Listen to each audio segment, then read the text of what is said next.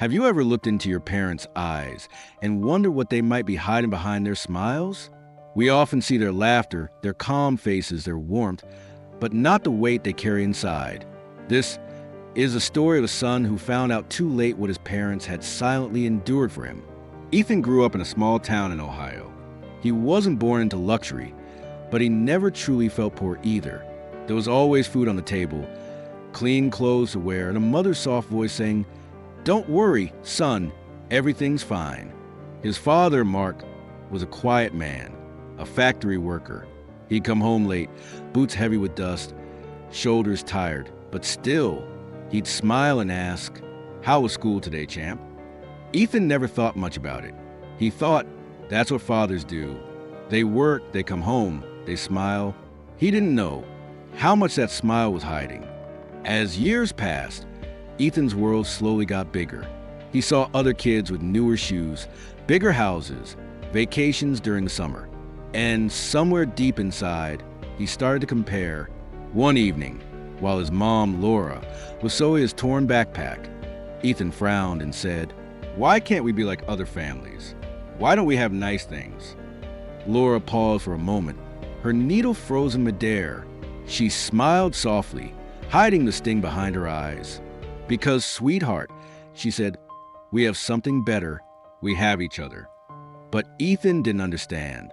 He was young. He wanted more. And sometimes, love doesn't feel enough when you're blinded by what others have. By the time Ethan turned 18, he got into a college in another city. It wasn't easy for his parents to afford, but Mark said proudly, "My boy is going to have a better life than I did." They sold their old car. His mother took extra shifts at a local diner, but they never told Ethan. They didn't want him to feel guilty. At college, Ethan's life changed. He met new friends, new dreams, and slowly, he drifted away. Calls became shorter. Visits became rare. When he did come home, he often complained about the small house, about how nothing ever changes here. One night, Mark tried to talk to him. He said gently, "Son, don't forget where you came from." But Ethan, tired and irritated, snapped, "Dad, not everyone wants to stay stuck here." The silence that followed broke something inside Mark that night. Still, he smiled, the same tired smile, and said, "You're right, son. You deserve more." Years went by. Ethan built a life in the city. He got a good job, a nice apartment, and a busy routine. He rarely called home anymore. Maybe once a month, sometimes less. Then, one morning, he got a call from his hometown hospital. A voice said, "Mr. Ethan Carter, I am sorry. It's about your father." Mark had collapsed at work. A heart attack. Ethan rushed home, but by the time he got there, it was too late. In that small hospital room, he saw his mother sitting beside the bed, holding Mark's rough, lifeless hands. Her eyes were tired, yet she still smiled faintly when she saw him. "He waited for you," she whispered. Ethan felt his heart shatter. He broke down beside his father, guilt flooding through him like a storm.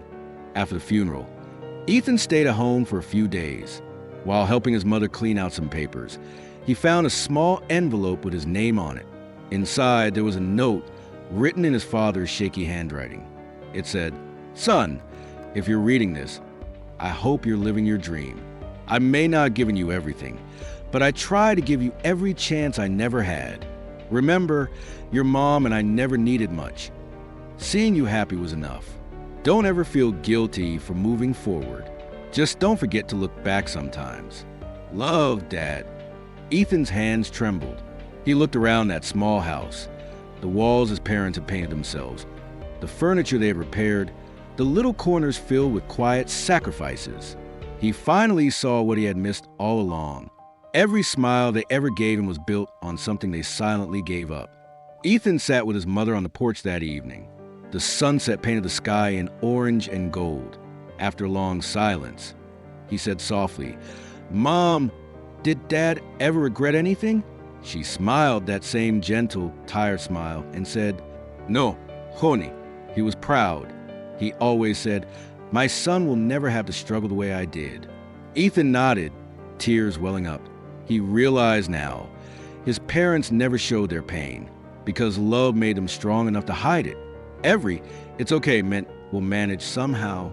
Every "don't worry about us" meant we're already worrying for you. He took his mother's hand and whispered, "I am sorry, Mom. I didn't see it." She patted his hand and said, "Now you do." That's enough. From that day, Ethan changed. He started visiting more often. He helped his mother fix the house.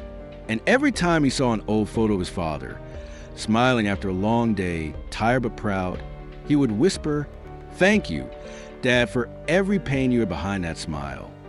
Because sometimes the strongest people aren't the ones who show no pain. They're the ones who keep smiling, so their loved ones don't have to see it. So tonight, before you go to bed, call your parents. Say thank you. Tell them you see them, really see them, because behind every gentle smile, there's a story of sacrifice you may never fully understand until it's too late. Remember, parents don't need perfect children. They just need children who remember their love. Cherish them while you still can, because behind every smile they give lies the pain they never wanted you to feel.